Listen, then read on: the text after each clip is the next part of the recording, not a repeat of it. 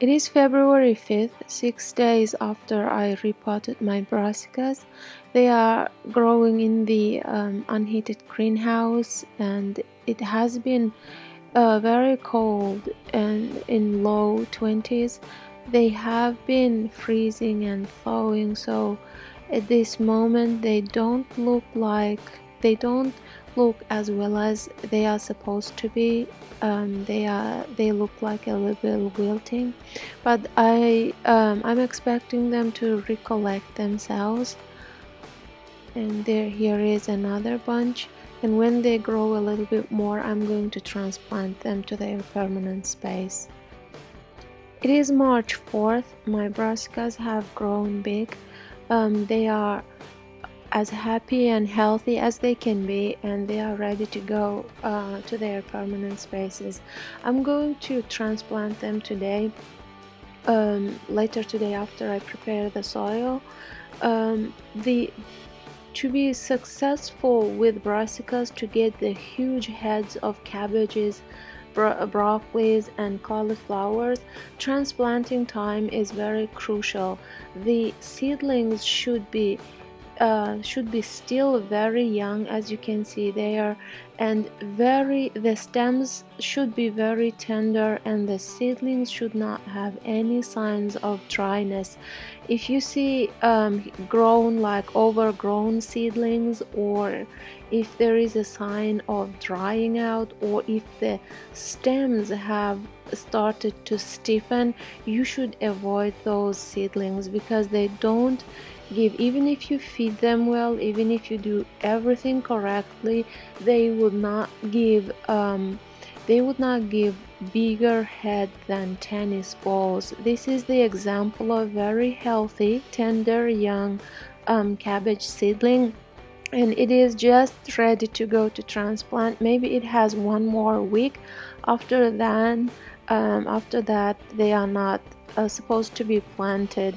They should be transplanted to the ground while they are still very young, still very tender. Here is the soil preparation. You should remember that brassicas are heavy feeders, so usually when I prepare the soil, I add a lot of amendments to the soil. Here I am adding at least 4 or 5 inches of organic compost, and then I am going to add wood ash. You will see there, my daughter is there helping me. She's doing very good job with that, spreading those compost there.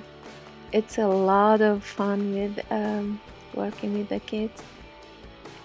Like I said, brassicas are heavy feeders, and the soil preparation is very crucial. I added some wood ash. Now I'm adding homemade eggshell powder, and after that I mix it into soil. I work it into soil very well, so that soil microbes would work with the nutrients, so that the soil can release those nutrients. In other words, that microbes would make those nutrients available for the plants. If they are laying over the only over the soil, they are not helpful for the plants. Here I am spacing the seedlings. My garden is double deck, which means that I have 18 to 20 inches deep root zone over there, so I give them 2 feet space in between the seedlings. In double deck gardens, the brassicas grow really big and overshadow each other, so giving them at least like 2 feet space is a good idea. If your garden is only single deck, you can leave 15 to 18 inches. They don't get that much bigger. Here I am, on the right side, I am planting the cabbages. In the middle section there, I have medium height cauliflowers and broccolis, and on the very left side I have the tallest brassicas, because on the right side of this bed is facing to the southwest, so I want them all to get the equal sunshine. Now I'm applying 2 tablespoons of organic fertilizer and 1 tablespoon of bone meal with mycorrhizae to each hole, and work them into soil before I plant the seedlings. Just note that brassicas don't like a lot of nitrogens. When the nitrogen is excessive, they don't form any heads. And I like interplanting my brassicas with lettuce. In that case, I can take 2 crops from the same field. Right now I'm adding 1 tablespoon of herbs and greens fertilizer to each of the hole.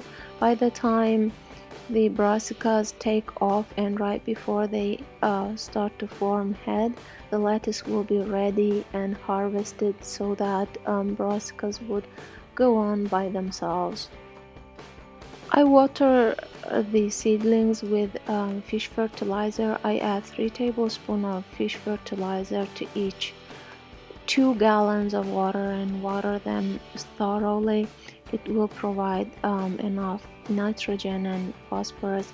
And mulching is also very important. I mulched them with aged leaves and then cypress plant mulch. But if your garden has a pill bug problem, don't use aged leaves. When you choose mulch, choose the non-dyed ones. You can use anything. And this is pretty much it. It started to rain and I will have to go inside. Thank you for watching. I hope this video will help you. If you want to watch more of like these videos, please subscribe to my channel. Thank you. Bye.